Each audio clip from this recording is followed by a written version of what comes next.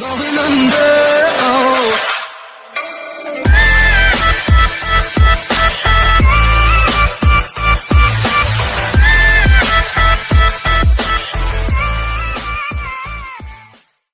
สวัสดีครับวันนี้คุณก็มาอยู่กับผมเบคแฮมนะครับอยู่ในช่องเบคแฮมอินดี้นะครับวันนี้ผมก็จะมาเล่นเกม ROV ครับ ROV ROV ครับเรียมออฟโวเลอร์นะครับวันนี้ก็มาเปิดตัวพร้อมกับสกินใหม่ของเซฟิตนะครับสกินฮาโลวีนเท่อยากได้ว่ะไม่มีตังค์เติมโอเคเดี๋ยววันนี้ผมก็จะมาเล่นวูคองนะครับ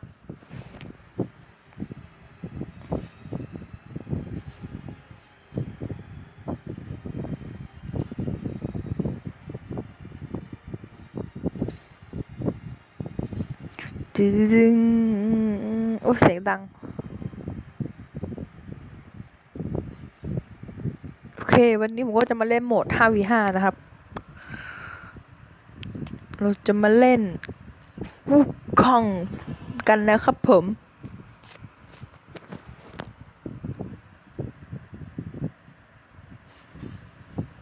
โอเคขอฟาร์มได้ไหมขอฟาร์มขอฟาร์มขอบคุณมากเลยครับผมเอ้ยอะไรเนี่ยให้อยู่โอเคครับนี่ก็จะเป็นรูนนี่คือทั้งหมดของรูนวูคองครับคือเป็นแบบรูนที่มันแนะนำให้ซื้อเลยนะครับก็จะมีคิติคอลอัตราคิติคอลเป็นหลักนะครับสกินไม่มีครับผมโอเคเดี๋ยวแต่วันนี้ผมจะมาไม่ตัดครับถ้าเกิดใครต้องรีบนะครับก็ข้ามไปได้นะครับโอเครอเข้าเกมครับผม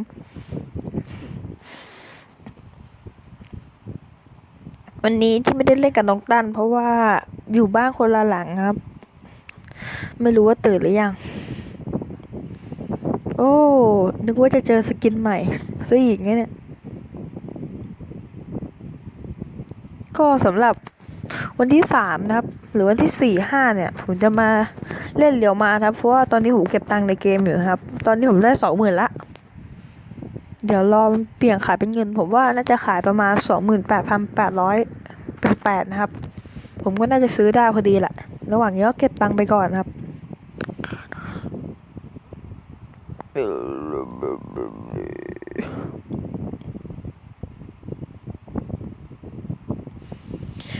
ฟุกกอง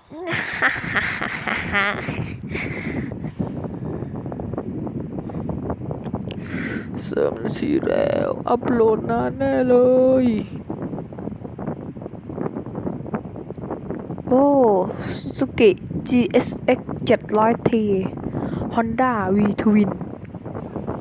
โอเคมาก็กลับมาแล้วถ้าเข้ามาอยู่ในเกมแล้ว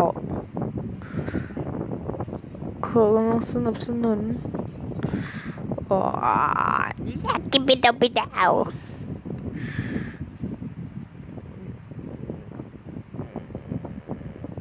ฟันมันทุบไปอีก1 ทีนี่ครับเวล1ก็ติดคีย์แล้วนะครับนี่ครับผมว่าวูคองนี่เป็นตัวที่หูดนะถ้าลูนตันนะและนี่ก็เป็นไอเทมที่ผมจะออกครับแล้วก็อีกชิ้นหนึ่งก็นี่เลย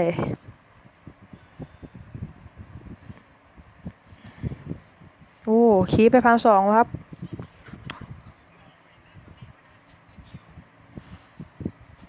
เอ้าโอ้โหผมต้องยืนเลนแล้วล่ะชั่วคราวทำไมเพื่อนทำอย่างนี้รีบตายไปไหนโอ้โหจังหวะนี้ทีมตายไป2แล้วครับโอ้ยอย่าแจกดิเพื่อน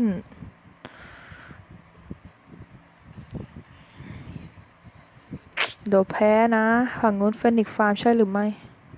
ฮึบเฟนิกเฟนิกเจอคีย์ไปแล้วครับจังหวะนี้เฟนิกไม่น่ารอดครับผมว่า1 ไป 1 ทีทุบไป 1 ทีเรียบร้อยครับเรียบร้อยไหมเรียบร้อยครับ อุ้ยอุ้ยอุ้ยอุ้ยอุ้ยอุ้ยอุ้ยอุ้ยอุ้ยอุ้ยโอ้โหติดพิษตายแน่เลยโอ้ยเพื่อนเราขอโทษไม่น่าหิวเลยเอาดีมาเราเดินมันเลี้ยวมาว่าไงครับจังหวะนี้ได้หรือเปล่าฟันไหมอุ้ยไม่ตายครับ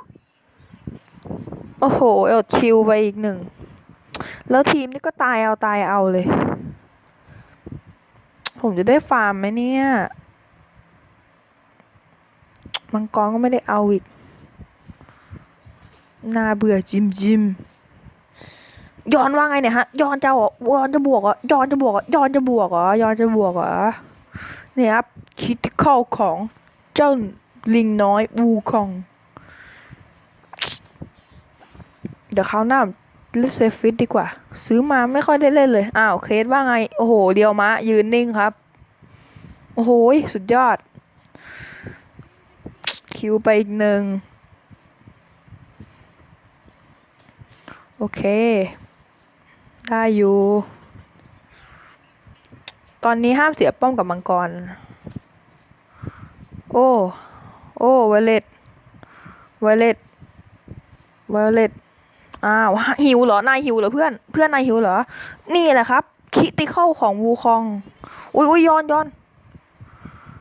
เกือบแล้วโอ้ยใครตีมังกรวะเอามันดีเพื่อนเอามันเลยเอามันตันไปอีกทีทุบอีกจังหวะนี้เรียบร้อยครับขาเคนหิวคิวอุ้ยติดพิษตาปะเนี่ยรอดครับผมผมขอกลับบ้านก่อนแล้วกันถอยเดี๋ยวจะตีอยู่หรอกต่างจังเลย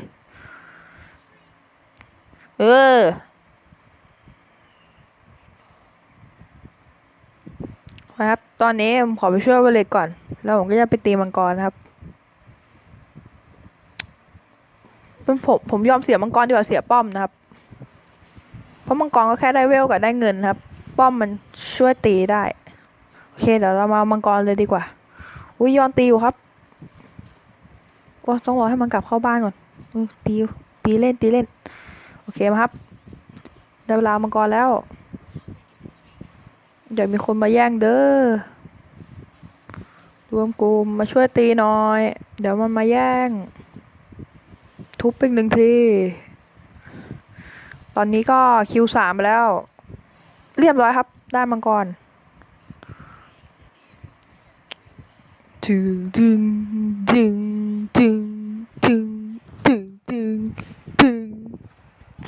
โอ้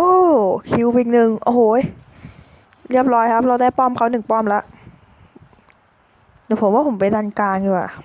ถ้าฟาร์มเสร็จจึ๊บ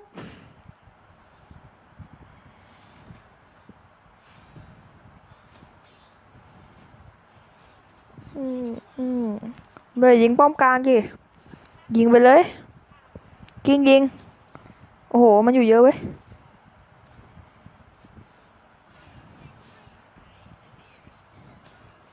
ดูบนดูป้อมหน่อยย้อนห้าวฮะจะมาแย่งเนี่ยคิดว่ารอดเหรอแฟดโง่ก็ตายไปดิ The Sun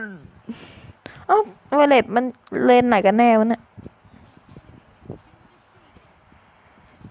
โอเคจังหวะนี้ทีมใช้ได้อยู่เวเลตไม่กลับบ้านเหรอนายไม่กลับบ้านเหรอมาเกงก้าปรับสกิลบ้าไปแล้ว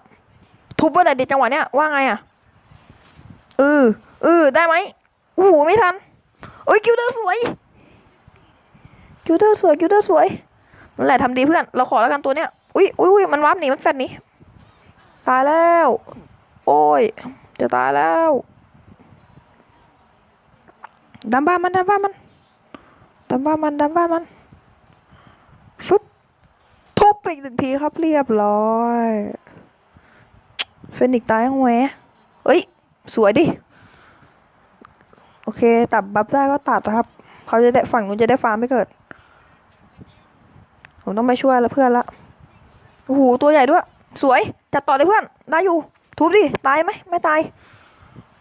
เอามันโอ้โหเสียวตายเหรอผมจะไม่เข้ามากเกินไปนะไม่อยากตายตายหนึ่งก็เกินพอแล้วอุ้ยเวลเลยจะตายแล้วไม่อยากหิวแต่อยากคิวตายครับท่านจะไปเหลือขี้เหรอเอาเขายันบ้านอย่างนั้นโอ้ยหิวจริงอะไรจริงรอเกิด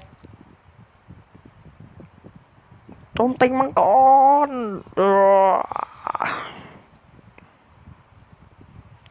สำหรับวูคองก็ให้อัพสกิล2นับเพราะว่ามันคูลดาวน์น้อยกว่าสกิลแรกมันคูลดาวน์นานกว่านะครับผม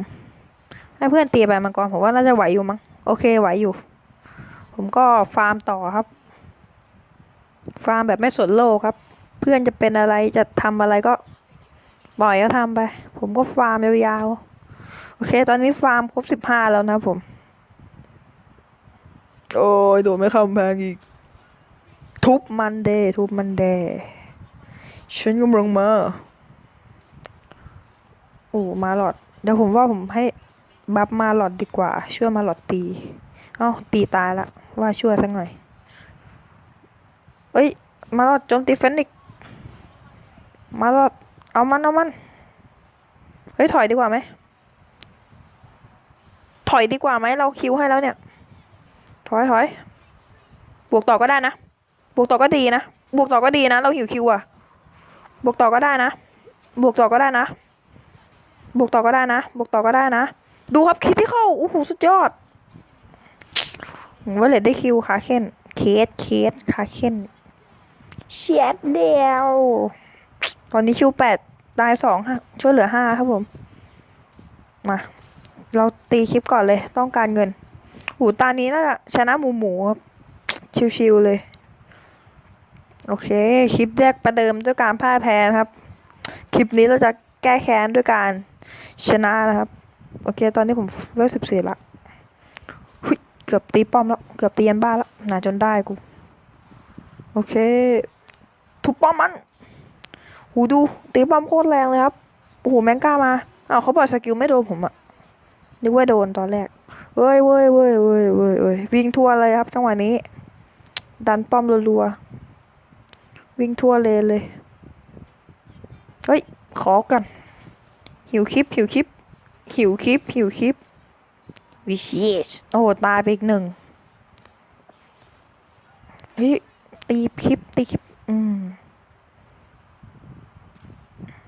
โอ้วอลเล็ตโอ้มันอยู่เยอะตีมังกรไหมเพื่อนแอทแทกเลยมาช่วยแล้วคนเดียวก็น่าจะไหวเนี่ยเพราะว่าอันตีมันดูดเลือดใช่ไหมของไอเนี่ย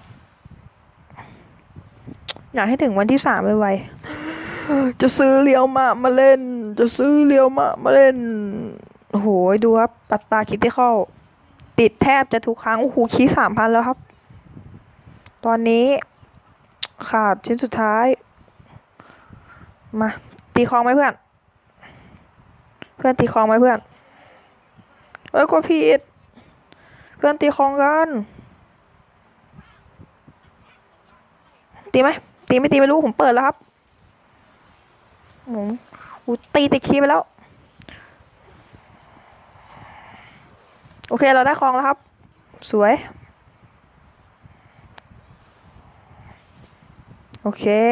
คีย์ก็แรงขึ้นจับเฟนิกซ์เลยเพื่อนมันกะหลอยป้อมเราฆ่ามันเลยเราไม่ไปนะหวังว่าพวกงานคงจะไหวอยู่อะเราจะดำป้อมให้วิเวเลตเจ้าอยากตายหรือดูคีที่เข้าคิดว่าข้ามกระแพงไม่ได้เหรอฮะเรียบร้อยครับคิวอีก1ผมว่าผมเอามาเก่งกล้ายันบ้านไหวเนี่ยโอ้ย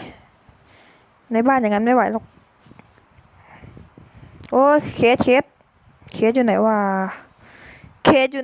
ไม่มีมันไม่มีอันติแล้วครับ เคไม่มีอันติแล้วเคไม่มีอันติแล้วหนึ่งเป็นหนึ่งทีโอ้ตายแน่เลยว่ะโอ้ยตายปะวะโอ้รอดเฉยวับกลับไม่ได้อีกโอ้แวนตายแล้วถอยก่อนเพื่อนถอย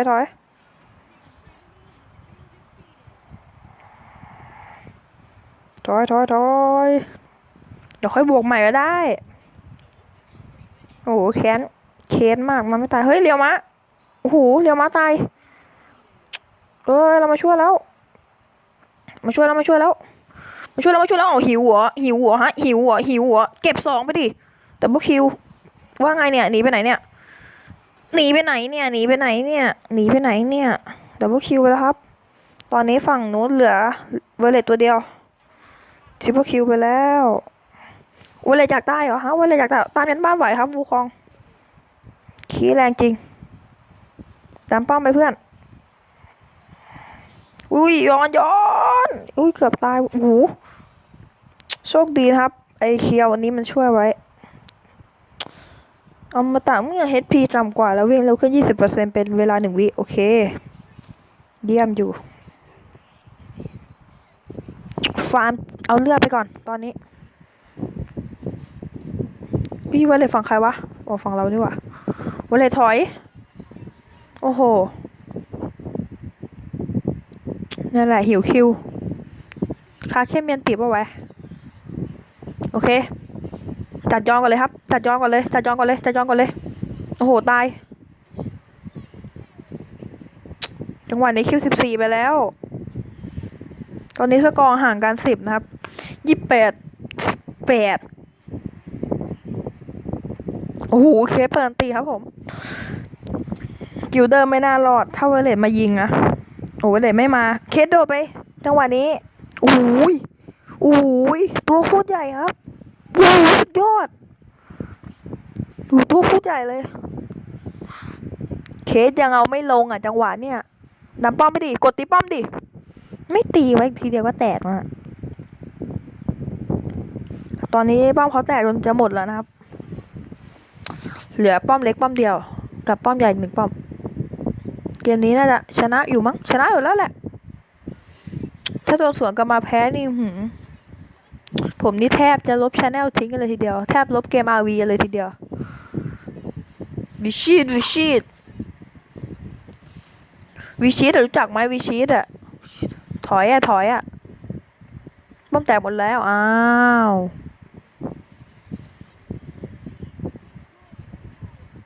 เอ้ยวิ่งติดหินโหโคตรฉลาดเลยผมล่อไว้จะได้ดันล่อไว้ต้องรีบจบเกมแล้วครับผมไม่อยากทำให้คลิปมันยาวไม่ชอบมันอัพโหลดนานมากกว่าจะลง YouTube ได้แต่ละครั้งอัพโหลดโคตรนานเลยอุ้ยจะตายอีกแล้วดันป้อมเลยดันป้อมดิดันป้อมสวยชนะครับผมโอเคชนะครับผมโอ้โห MVP จะเป็นของใครได้คิวไปตั้งเยอะ Legendary Triple Q MVP โอเคได้มาแค่นี้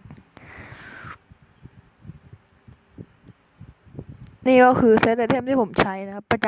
ำใครจะเอาไปใช้ก็เอาไปใช้ได้นะลองเล่นดูก็ไอ้ลอตเตอรี่ร้านค้าลึกลับน่ะมันถ้าเกิดคุณสุ่มได้เปอร์เซ็นต์เยอะก็ไอ้นี่ไงเอาไปซื้อมันจะลดราคาวูคองก็ลองไปซื้อมาเล่นดูสำหรับคนที่มีตังค์เติมนะครับแต่ไม่เติมก็เล่นตัวอื่นก็ได้อยู่ที่ฝีมือแต่ผมอยากเล่นวูคองก็เลยเติมมาตัวนี้ก็เติมตั้งแต่มันยังมีล่างแยกตอนที่หายตัวสกิลแรกดีมปฐมนุพงษ์อะไรเนี่ยพี่พาลงแรงหน่อยวันไหนวะเนี่ยวันนี้เหรอ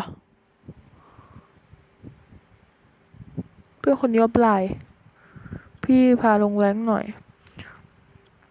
โอเคครับสำหรับวันนี้ผมก็ขอจบคลิปเพียงเท่านี้นะครับผมเดี๋ยวว่าไงในพาร์ทหน้าเรามาเจอกันอีกทีในพาร์ทหน้าครับ